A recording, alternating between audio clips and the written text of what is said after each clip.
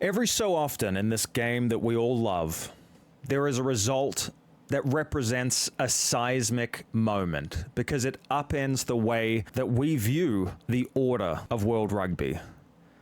Today was one of those results. Now, it was just the opening game of the Rugby Championship. These two teams are going to square off again next week.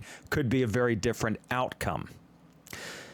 Regardless, today is one of those results that I was talking about. This was a match where, despite winning the dead rubber against the British and Irish Lions, no one in their right mind would have predicted a final score that had the Wallabies finishing over the top of South Africa 38-22 in their spiritual home, in that cauldron of Ellis Park. I myself am stunned. I'm trying to put all the pieces together. How did this happen? There were two narratives coming into this game that met head-on. The first was, hell, the Springboks have looked unstoppable. They were sensational against the Barbarians, a little messy against Italy and Georgia, but they got the job done even without hitting top gear. Were they flattered by the opposition? Would they actually wilt when they went up against more formidable teams? Because remember, Italy and Georgia, with all due respect, they ain't world beaters. The other narrative you had was about Australia. Is there a renaissance happening? Or did they pick up that win against the British and Irish Lions because there was nothing on the line? Was the opposition cooked? Did they just seize the moment? But it was just that, a moment in time. Well, today we got the answer. It may not be definitive. It may not be that the Wallabies roll on and win the Bledisloe Cup and win the Rugby Championship. But even just on what we saw today, you have to admit Australia is back to a level they have not been at in years. You may not like it, but it is probably healthy for World Rugby. A vibrant Australia is a good thing for World Rugby. And I just want to congratulate the Wallabies from the bottom of my heart on a fantastic performance. When this game started, you got the feeling it was going to be one-way traffic. Sia Khaleesi was leading out his country for the 63rd time as skipper. He was singing that anthem so proudly. The vibes were good at Ellis Park, a typically hot crowd, as you would always expect. And it only took 90 seconds for the Boks to make this game look like it was adult men against a high school team. They cut through the Australian D like a hot knife through butter instantly. Now, it was Marnie Lebok, who has been chosen as the first choice 10, although arguably Erasmus claims, there isn't really a first choice. I'm going to rotate my guys. But it was pretty telling that Lebok got the start in this first game in the Rugby Championship. It was his wide pass to put Arendse in that just broke the hearts of the Aussies pretty much immediately. Now, you weren't thinking, all right, game over after 90 seconds, but boy, did it look ominous. Then you had Will Skelton going down. He was in pain. Now, it turned out that he would play on, but that got me a bit nervous from the perspective of an Aussie, because he was the difference maker against the British and Irish Lions. He brought some starch, some physicality, some beef, and a good line-out option when he played in that third game against the Lions. So the Aussies needed him. They need that physical ball carrier, particularly with Valetini out. And it wasn't just their attack that was looking fluent. The Boks, make no mistake, they were absolutely winning the battle in the air in the first 20 minutes. You had Marco van Staden prominent with ball in hand. Remember, he started at 6, pushing Sia Khaleesi to 8, a reworked loose forward mix for the Springboks. Why did they do that? My guess would be that they have struggled with the breakdown this year. Good enough to put all the teams away that they faced leading up to this point. But that was a glaring deficiency for this fantastic Boks team. So you felt that Erasmus maybe needed to tweak things. Well, you have to say mission accomplished if you just looked at the first 20 minutes. The fluency of the Springbok attack was breathtaking. The speed of the ball being recycled was phenomenal, and it was efficient. That is what I loved about the breakdown work from this new loose forward trio. Minimal bodies committed, maximal effect. And it just looked like the Aussies would not be able to live with this pace and power. That's how it looked for the first 20 minutes.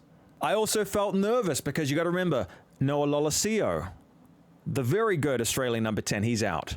Tom Liner, very promising newcomer, he's out. So now we're down to a 35-year-old halves pairing for Australia. And I thought that this pivot point might be the weakness for the Wallabies. And it looked that way initially because the first act that James O'Connor had in this game was hurling an absolute hospital pass into midfield that then got turned over by the Boks. You had Lebok taking a penalty, bam, 10-0 to the Springboks. Uh-oh, hot start from the home team. In the 12th minute, the Boks just served up more of the same. Esther Hazen, that big bruising number 12, filling in for Damien Dialendi. He went over after the Boks went coast to coast. Sure, there were a few loose balls that got tidied up. It was a teeny bit scrappy at times, but the reality is the Boks were able to stretch and shred a narrowed Aussie defense. They looked damn good. It's 15-0 after 13 minutes.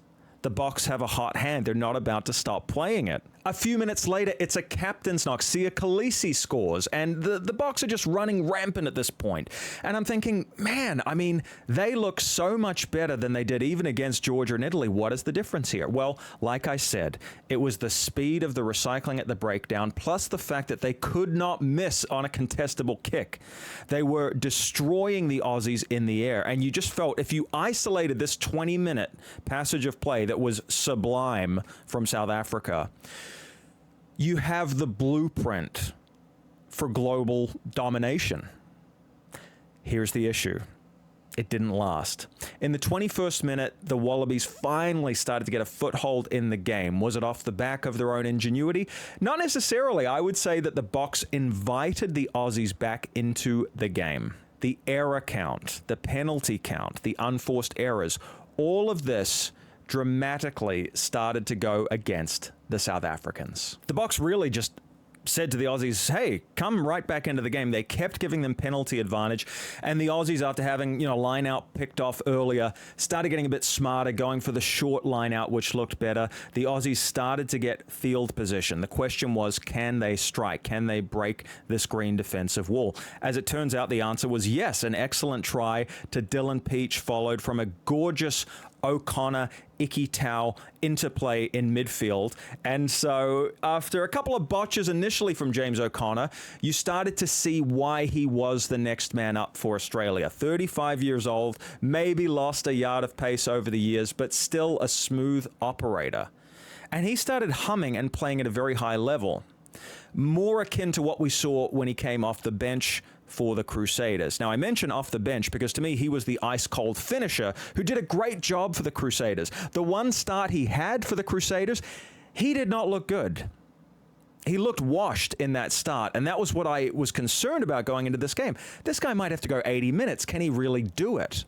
Well, he was looking more like that strike player off the bench for the Crusaders as this game wore on. His touches were very telling throughout the rest of the game. Speaking of the try scorer, Peach, he went off not long after an absolutely sickening clash with Khaleesi. Now, Khaleesi went down nursing his knee. He never quite looked right after that. Yes, he would surge on attack and hit top pace, but saw him limping gingerly around the field a little bit. He did go off the field in the 45th minute. That may have been planned.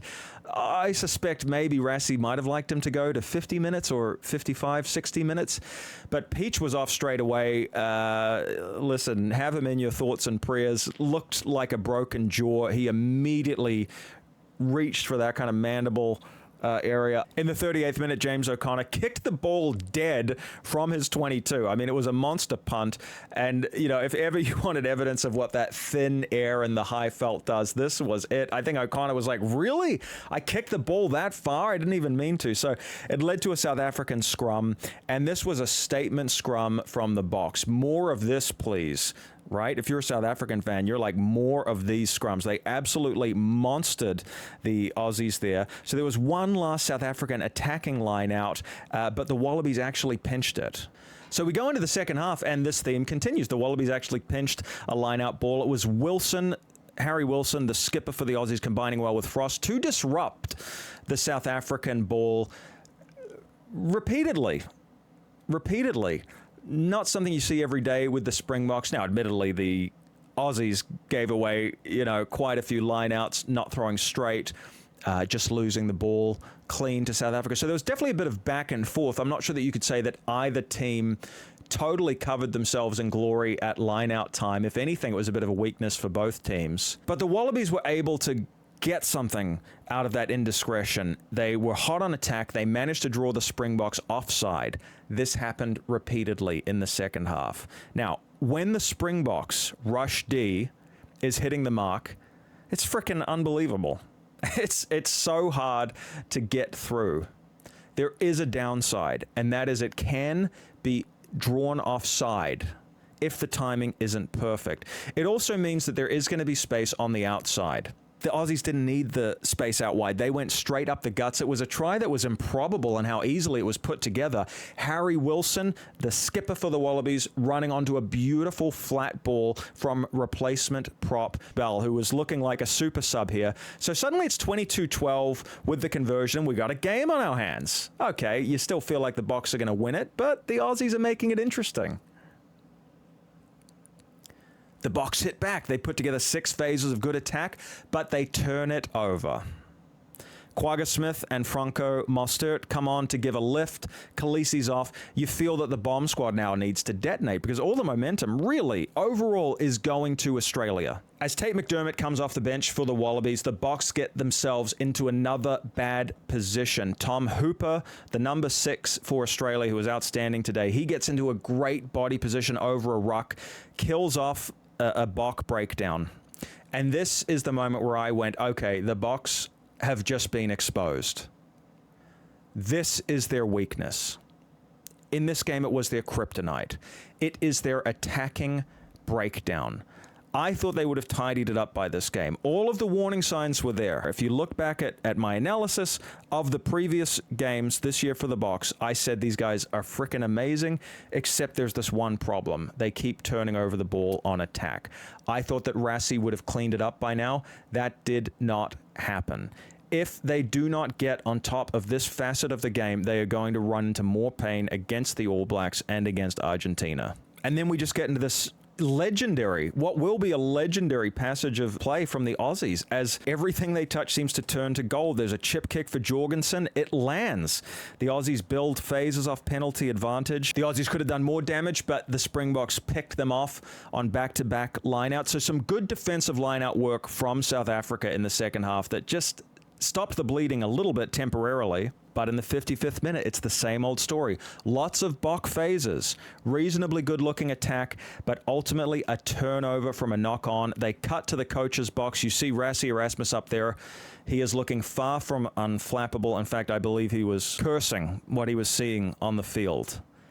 It was shambolic up there in the box. When you went to Joe Schmidt, he looked energized, adrenalized. His eyes were like saucers. He was smelling a famous victory at altitude. In the 57th minute, the Boks are trying to get something going on attack. Now remember, they're on the back foot. They need to do something here. Lebok throws a monster wide pass, and it is picked off by Joseph Suali'i, who runs in. Wallabies score again. Suddenly, it's 22 points to 19. Holy moly. Are the Wallabies, going to steal this? Some more reserves come on for South Africa. The bomb squad's going off here. Chaba Kanye comes on, that big 150-kilogram wrecking ball that I spoke about in the preview of this game. Also, Bowen Fenta. So a whole new front row for the Springboks. And it doesn't help much because in the 63rd minute, the captain, Harry Wilson, scores after Tom Wright brilliantly beats 3 defenders in midfield. He stepped, he goose-stepped, he just jiggled his way through. It was pretty amazing. Now, Harry Wilson was either cramping or injured his knee, but he pulled up lame. Luckily, he got the ball down just in time. And going back to the replay, you saw that Kanan Moody, he did miss the tackle there on Tom Wright. Jesse Creel was fended off, so a bit of an ugly breakdown there, and it means that the Aussies are now up 26 points to 22. We have just seen 26 unanswered points from Australia. It gets worse. In the 65th minute, the Aussies, who now have the wind at their back, they're just going for it on attack. James O'Connor, who I mentioned earlier, had a nervy start to the game. He has the balls to throw a massive wide pass. It gets Jorgensen into space, and the young 20-year-old winger is good enough to dance down the touchline and score. I cannot believe what I'm seeing. The Aussies are now 11 points up. After being in a 22-point hole, they are up by 11 points as we're heading into the final stretch of the game. This, you cannot write. You know, a Hollywood scriptwriter could not come up with this. This felt like AI, right? I couldn't believe I'm watching reality here. The turnaround was ridiculous. The rise of the Wallabies, but the fall off from the Springboks. And when you saw a stat come up on screen about penalties, it was just one after the next from South Africa. In the 69th minute, the Boks are desperate. They're on attack. What happens? They're turned over at the breakdown. That attacking ruck is a problem. Wright has killed another breakdown dead man. He was good today. He had to be close to the man of the match. I believe he led the tackles, 20 plus. Such a presence at the breakdown. In the 75th minute, the Wallabies are back on attack. It's kind of gone back and forth, a little bit of counter-attacking between both teams. Messy passage of play, but the ball ends up in the hands of Tom Wright, and he is good enough to beat Damian Willems to score a try, nail in the coffin of South Africa. You get this final scoreline here, 22 points to 38. And in the 76th minute, the Boks didn't even make the 10-meter kickoff. So just schoolboy errors at this point. They were beaten. They were done. Haven't seen that many times in my life, in my many decades watching the Springboks. So what does this all mean? Well, firstly, I would say that the already rampant rumors of South Africa's demise are premature and wildly exaggerated. We all have a bad day at the office sometimes. Today was a bad day at the office. I said this earlier in the year. At least the fix-its for South Africa are crystal clear. It is that attacking breakdown. How do they fix it, though? Because it seems that this width that they're playing with is taking some of their big bodies away from the breakdown area, and they're simply not getting in there and cleaning it out as quickly. The first 20 minutes were brilliant from South Africa. I thought this video was just going to be me glazing the South Africans, praising them. They got to find a way to recycle that ball as quickly as they did in the first 20 minutes. Shore up that area. If they can do that, they're still number one in the world. But until that is addressed, it's going to be pain for them. And I'm shocked to say that. And I'm a big fan of South Africa. I am stunned and shell-shocked from what I saw today. This was not on my bingo card. For the Aussies, this is a really great day. This will go down as one of their most famous wins ever. They haven't beaten the Boks in South Africa since 2011. It's been a long time between drinks. It's well overdue. Listen, I'm a Kiwi, all right? So I'm never exactly going to be, over-enthused about the Wallabies. But even I have to take my all-black shaded glasses off and admit that this is a great thing for World Rugby. When the Aussies are strong, World Rugby's so much better for it. This felt like the comeback Australia so badly needs. After that nadir of the last World Cup where they didn't even make it out of the pool, this is their best result since that fateful day. It's just a shame that Joe Schmidt's not going to continue on. It's feeling like the puzzle pieces are lining up as they head into their home World Cup.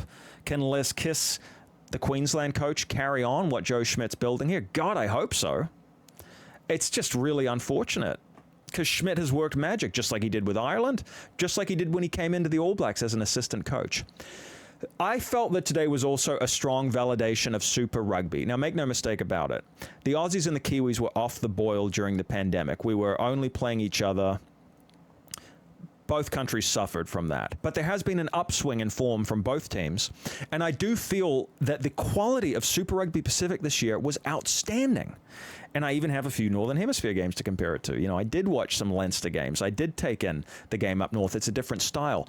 But nothing quite as fast-paced and attacking-minded as what we see in Super Rugby. And my main takeaway today was that the Aussies ripped apart the Boks with counter-attacking, intuitive, fluent, fast-paced rugby. Some of it looked straight out of Super Rugby. So you can call it popcorn rugby, champagne rugby, piss week rugby, whatever you want to call it in the Northern Hemisphere.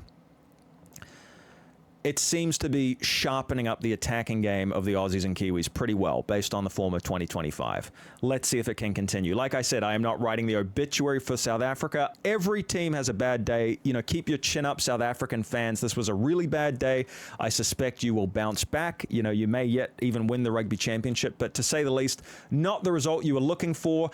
And again, a huge congrats to the Aussies. Guys, I am going to break down the Pumas All Blacks game. That's coming up this afternoon. We're doing a double header today. I'm so excited. Please like, please subscribe. Do me a favor, follow the new Instagram account I started for Julian Shaw Rugby. That would be great. Let's get those follows up. Start engaging there. I'll be checking and commenting. I'd really appreciate that. Guys, I'll be back for another one real soon. Until then, take it easy.